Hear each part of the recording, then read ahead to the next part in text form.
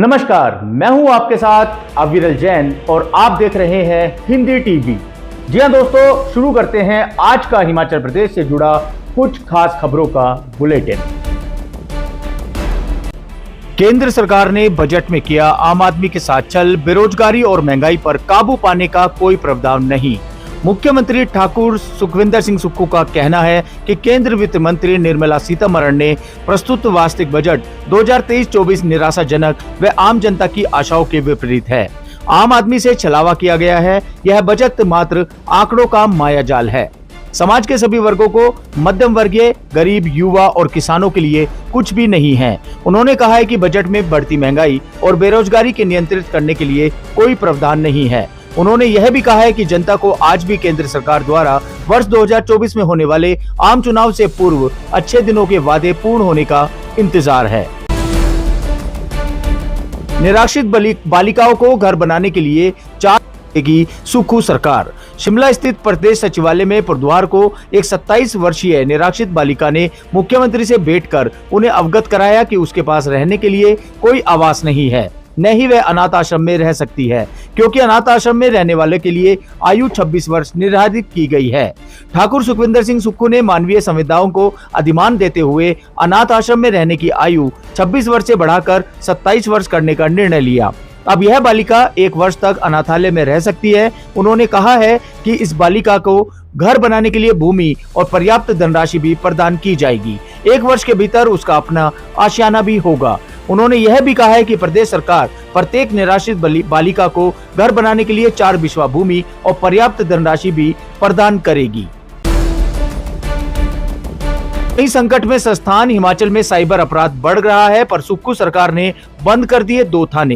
हिमाचल प्रदेश में साइबर अपराध लगातार बढ़ता जा रहा है। आपराधिक गतिविधियों पर अंकुश लगाने के लिए सुक्खू सरकार ने धर्मशाला और मंडी में खोले गए नए साइबर थाने ही बंद कर दिए। इनके बंद होने से साइबर अपराधियों को राज्य में लूट की छूट मिली है।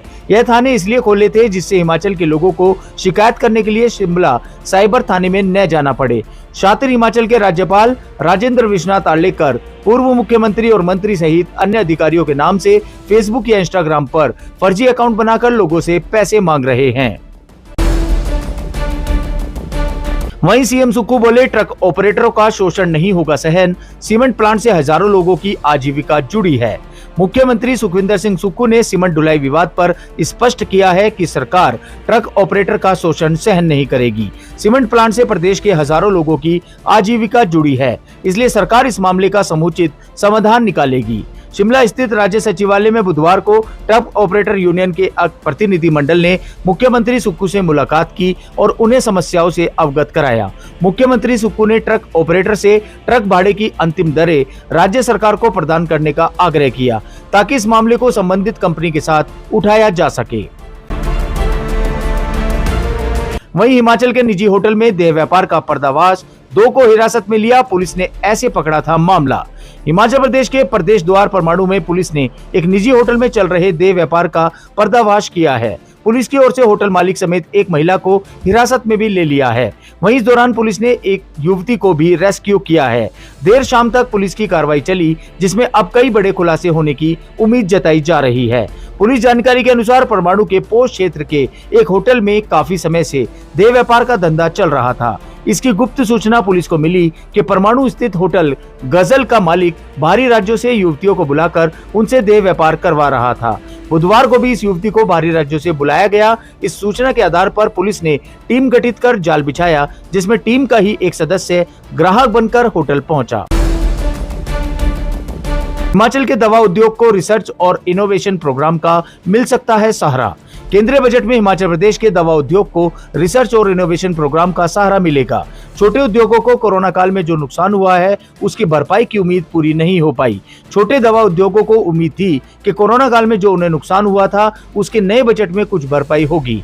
कोविड के समय में कंस्ट्रक्शन सप्लाई न करने पर पेनल्टी वापस करने की घोषणा, ई समाधान में केवाईसी के प्रावधान की सरलीकरण, लाइसेंस के लिए डिजिटल लॉकर की घोषणा, माइक्रो इंडस्ट्री के लिए कर्ज की सीमा बढ़ाने की घोषणा भी टैक्स में राहत देने का स्वागत किया है। वहीं हिमाचल में 386 स्कूल कॉलेजों को निष्क्रिय करने की तैयारी। पूर्व भाजपा सरकार के कार्यकाल के दौरान 1 अप्रैल 2022 के बाद नए खुले या अपग्रेड किए गए करीब 386 स्कूलों कॉलेजों को निष्क्रिय करने की तैयारी शुरू हो गई है। शिक्षण संस्थानों को बंद करने पर लोगों के विरोध से बचने के लिए सरकार ने यह नई तरकीब निकाली है। शिक्षा विभाग ने इन संस्थानों में कार्यरत करीब 800 शिक्षकों को रिक्त पदों वाले संस्थानों में स्थानांतरित करने के लिए सूची भी तैयार कर ली है। वहीं हिमाचल के हर आरटीओ कार्यालय में इलेक्ट्रिक गाड़ियों के लिए खुलेगा चार्जिंग स्टेशन। पर्यावरण संरक्षण के लिए इलेक्ट्रिक वाहनों के प्रयोग को प्रोत्साहन देने के लिए सरकार के फैसले के बाद परिवहन विभाग ने 19 इलेक्ट्रिक गाड़ियों की खरीद की है।